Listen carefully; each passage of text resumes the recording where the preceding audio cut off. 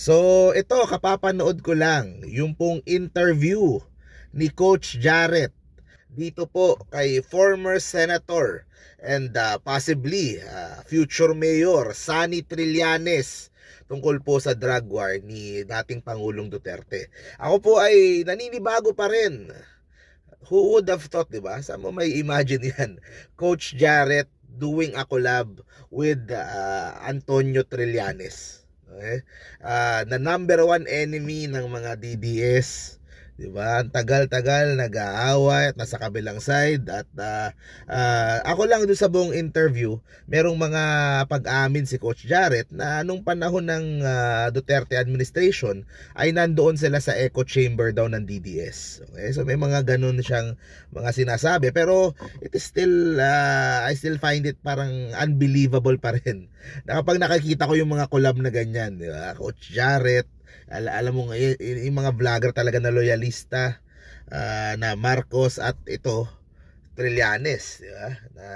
Nung huling eleksyon lang ay kasama ng mga kakampings, di ba? Pero isa sa mga na-discuss nila at mga nilahad ni Trillanes ay tungkol sa involvement ni VP Sara Duterte dito sa ICC. Okay? So panoorin po natin yung part na yon. Kung idinitalye niya kung paano nakasama si Sara at kung paano ito posibleng magamit para makasama siya dun sa mga aarestuhin paglabas ng warrant ng ICC. Dun sa testimony ni Las Cañas, kasi ganito, no? Si Arturo Las Cañas, tapos na yung testimony niya sa ICC. Pre-recorded na ito because of yung kanyang health concerns. Ang ginawa ng ICC, ni-record na meron ng kung court appointed lawyer itong si para kay Duterte at cross-examine si Las Cañas for 7 days, no?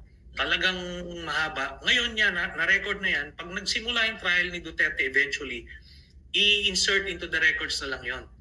So regardless of what happens now to Las Cañas, of course we want him to see na kung ano mangyari doon sa trial, but yun na nga, meron ng recording. So dun sa testimonya niya, sinabi niya ang nangyari kasi, itong si Duterte, natapos yung kanyang 3 terms, so nag-vice mayor siya. Tapos si Sara Duterte yung nag-mayor from 2010 to 2013. Ngayon, ang sabi ni Digong, daw sa kanila, hindi ko hawak yan si Sara, ibang mag-isip yan.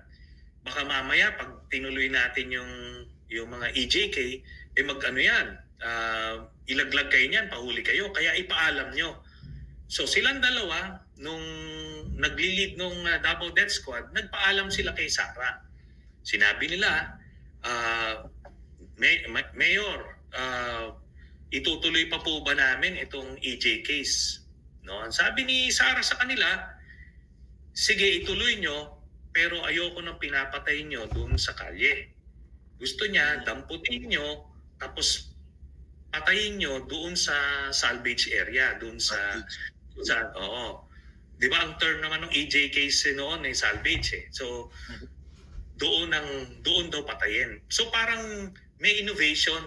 Tapos, incidentally, itong tokhang, itong concept ng tokhang na susulatin nyo sila, kakatukin nyo, nagsimula ito nung Chief of Police si Bato de la Rosa ni Sara Duterte sa Davao. Kaya yun yung sinasabi ni Las Cañas, at lahat yan on the record, no? Habang hindi nagpa-participate yung kampo nila Sara at nila Digong, hindi ma-refute yung allegations niyon. At hindi lang yung statements ni Las Cañas ang nagsasabi nun, kung hindi statistically, hindi bumaba yung patayan simula nung panahon ni Duterte noong 1990s hanggang 2010, tapos nung panahon ni Sara. So tuloy-tuloy. So ibig sabihin, talagang may basbas yung patayans nung panahon ni Sara Duterte. Now, will that be enough? Will that be enough to warrant the issuance of a warrant of arrest? Only the pre-trial chamber can determine that. Yun. So yun po ang isang part po. Actually mahaba yung interview nila, dinetalye ni Trillanes kung saan nagsimula yung pag-file nila sa ICC, nagsimula noong 2017. Ang ganda ng interview At natutuwa ako kasi kumbaga naging pata si Coach Jarrett sa kanyang pag-interview kay Trillanes at mas maraming na liliwanagan sa kung ano talaga yung mga nangyari noon. Okay? Naintindihan ko naman sa totoo lang, once again, sa topic ng EJK at Tokhang na yan, naiintindihan ko naman, yung sa mga ibang kababayan natin, alam nilang nangyayari yan, tanggap nila, at yung iba nga, parang gusto pa nila kasi nababawasan ng mga siga. Pero kaso, ang daming ibang nangyari pa ang daming mga hindi, kumbaga, hindi siya tama Kumbaga, hindi porket tanggap natin isang bagay, it doesn't make it legal, it doesn't make it right sa mata ng batas, sa mata ng tao at sa mata ng Diyos. Kaya ang ganda ng interview. Kaya I suggest panoorin nyo ng buo doon kay Coach Jarrett.